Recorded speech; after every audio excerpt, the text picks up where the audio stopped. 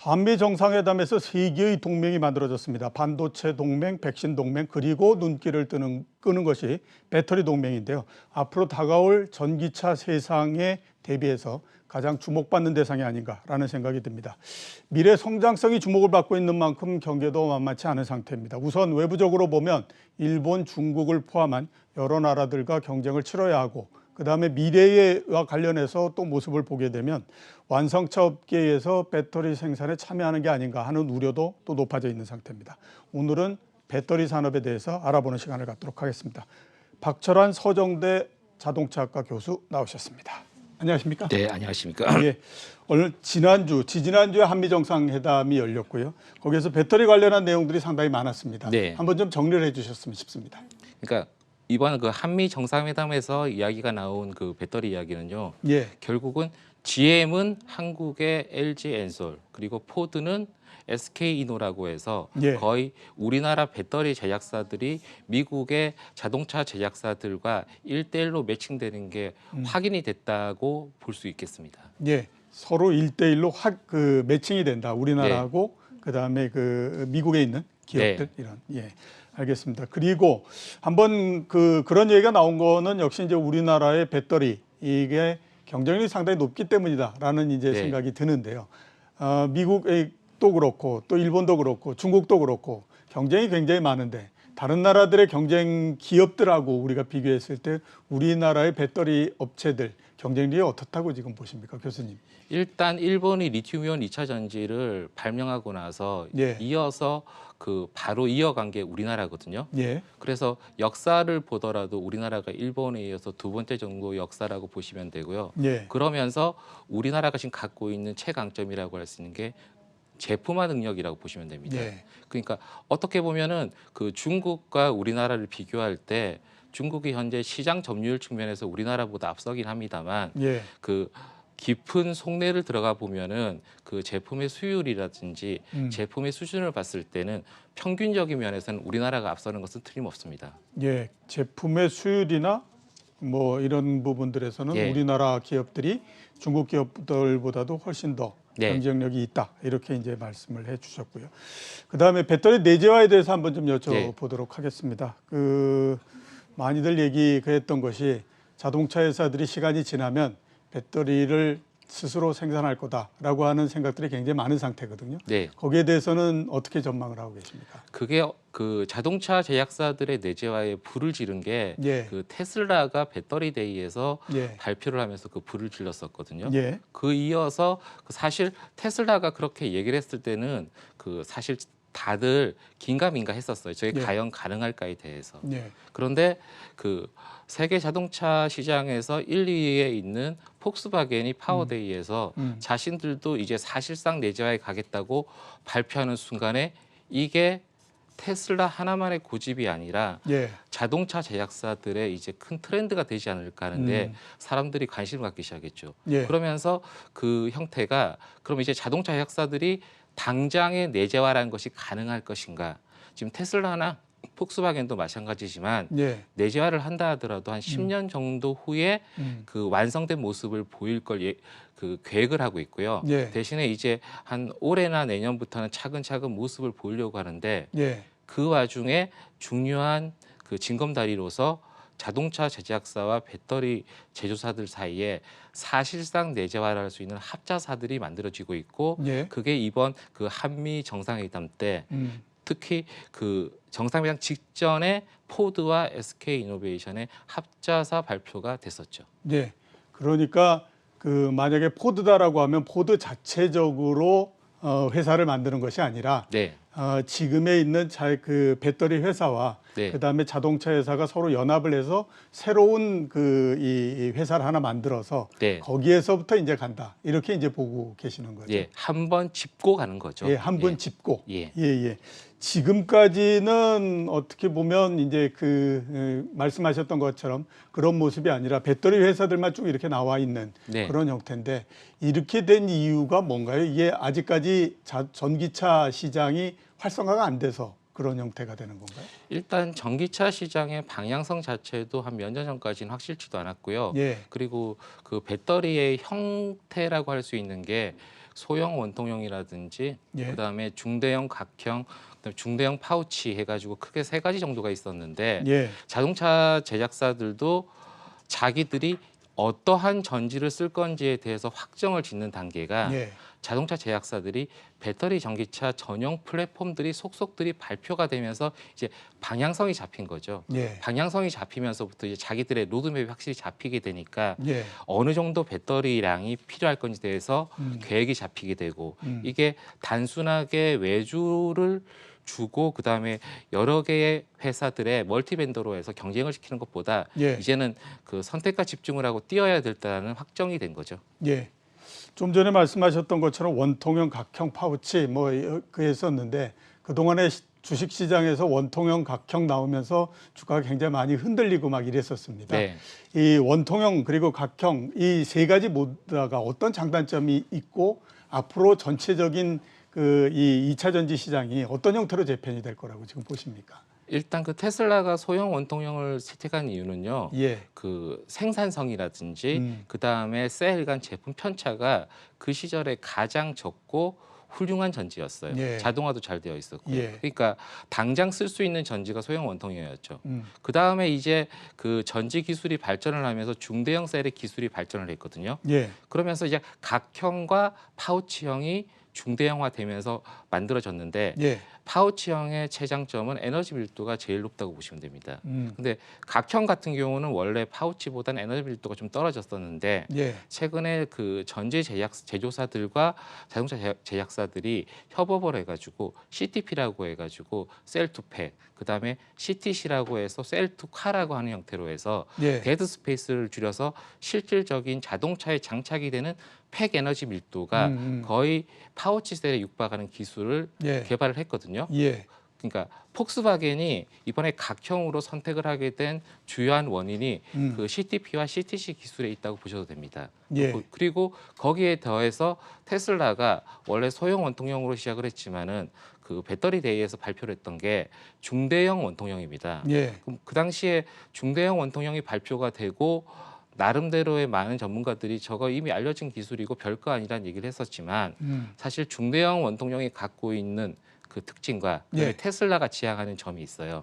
어떤 건가 하면은 중대형 원통형으로 테슬라가 구현해 보고자 하는 것은 초고속 양산입니다. 예. 그러니까 중대형 각형이나 중대형 파우치보다 생산성을 더 높이겠다는 게 바로 테슬라의 목표입니다. 예.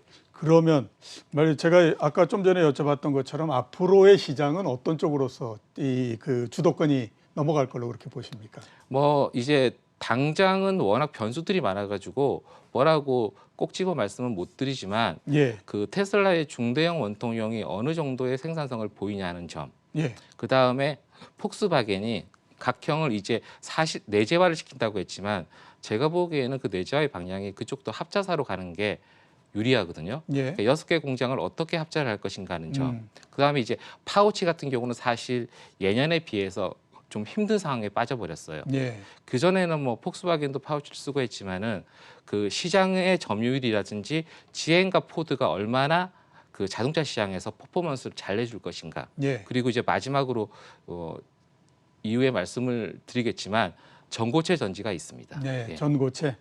자, 말씀하셨으니까 한번 좀 여쭤봐야 될 것 같습니다. 전고체 배터리에 대한 기대도 많은 상태고요. 그 다음에 뭐 꿈의 배터리 이런 얘기들도 하고 그렇습니다. 우선 한번 전고체 배터리라는 것이 어떤 특징을 갖고 있는 겁니까? 앞에서 말씀하셨던 거하고 어떤 차이가 있기 때문에 그런 얘기를 하는 건가요? 원래 그 리튬 금속 1차 전지가 있던 시절에 예. 그걸 2차 전지화 시켰을 때 그 최초의 리튬 금속 2차 전지가 만들어졌다가 예. 사고가 났어요. 예. 안전성 문제로. 예. 그때 그래서 2가지 방향으로 흘러갔습니다. 한 가지가 뭔가 하면은 아예 리튬 금속이 없는 시스템으로 가자. 그게 리튬 이온 2차 전지고요. 예. 그다음에 전해질에 액체에 문제가 있으니까 그걸 고체화시키자는 방향이 있었어요. 예. 그래서 리튬 금속 폴리머 2차 전지 같은 게 개발이 됐는데 예. 사실상 그 시절에 제품화 상용화에 성공을 한 건 리튬이온 2차 전지고요. 예. 리튬 금속 폴리머 2차 전지는 한 20년 이상 전혀 상용화가 안 되고 있었죠. 예.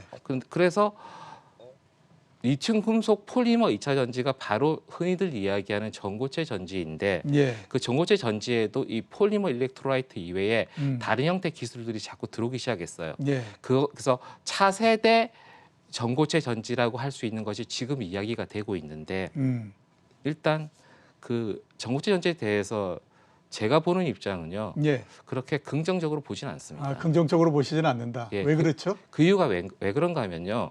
현재 전고체 전지가 만약에 제품화가 되고 상용화가 된다 하더라도 예. 현재 그 안전성이라는 측면에서 그 사용할 수 있는 특징은 리튬이온 타입이 제일 유망하고요. 예. 그리고 리튬이온 2차 전지가 그 리튬이온 2차 전지는 전지 시장에서 아주 특징적인 전지예요. 예. 전지가 개발되고 나서 그 전지에 의해서 사실상 시장이 열려왔다고 보시면 돼요. 예. 그러니까 경쟁을 해서 어떠한 시장을 뚫고 들어갔다기보다는 뭐 모바일이라든지 배터리 전기차라든지 이건 리튬이온 2차 전지가 있었기 때문에 가능했거든요. 예. 근데 전고체 전지가 앞으로 들어와야 될 시장은 자기들이 만드는 시장이 아니라 리튬이온이 차지하고 있는 시장이에요. 예.